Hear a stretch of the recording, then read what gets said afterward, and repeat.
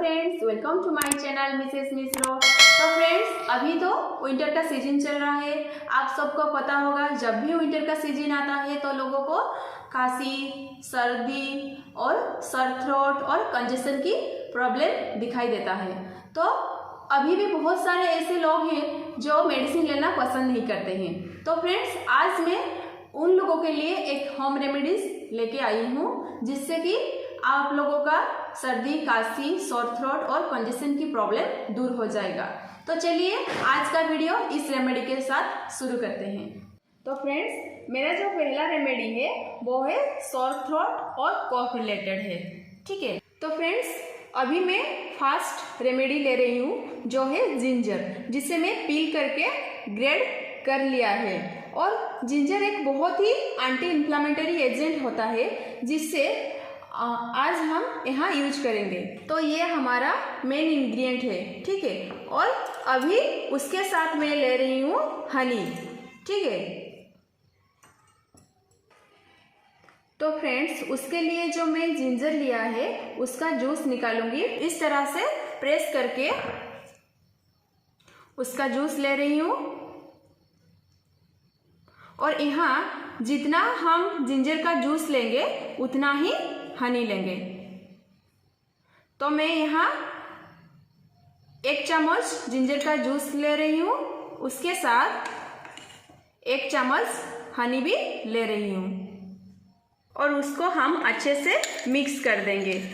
Ginger का juice और हनी का मिक्सचर रेडी है और ये हमारा माइल्ड कफ सिरप की तरह काम कर सकता है। ठीक है, और दिन में उसे 3 से 4 बार उससे ले सकते हैं, जब भी आपकी गले में खराश हो या खांसी हो। तो फ्रेंड्स चलिए उसको लेने का आपको मेथड बताती हूँ। उसको आप 1/2 चम्मच दिन में 4 टाइम्स लीजिए, लेकिन आप उसको लेने के बाद वाटर नहीं लेना है, एटलीस्ट ½ एन आवर तक। ठीक है, उसके बाद आप वाटर ले सकते हैं। तो फ्रेंड्स, मेरा जो नेक्स्ट रेमेडी है वो है क्या ना, अगर आपको नॉन स्टॉप खांसी हो रही है तो उसके लिए है। अगर नॉन स्टॉप खांसी हो रही है तो क्या होगा ना, चेस्ट में कंजेशन की प्रॉब्लम होगा। तो ये रेमेडी उसी के लिए है। तो चलिए शुरू करते हैं ये रेमेडी। तो सिंपली मैं एक पैन में करीब 1 कप ऑफ वाटर लिया है। अब इसमें तो अभी उसमें क्रश हुआ जिंजर डाल रही हूँ।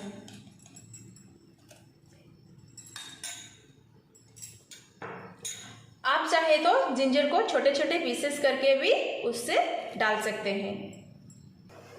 उसके बाद क्या डालेंगे ना, कुछ तुलसी का पत्ता यहाँ पर डालेंगे और उससे क्या करेंगे ना, 2 से 3 मिनट तक उसे अच्छे से बॉईल होने देंगे।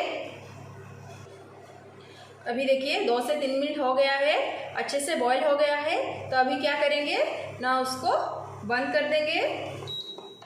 अब हमें उससे क्या करेंगे ना, स्ट्रेनर के हेल्प से जिंजर का जो पीसेस है उसको निकालेंगे। तो देखिए फ्रेंड्स, उसको मैं अच्छे से छान ली हूँ। उस रेमेडी को और भी ज़्यादा इफेक्टिव बनाने के लिए उसमें ऐड कर सकते हैं cinnamon stick. Okay, cinnamon stick add कर सकते हैं और 1 टेबलस्पून हनी भी उसमें ऐड कर सकते हैं और थोड़ा सा लेमन जूस।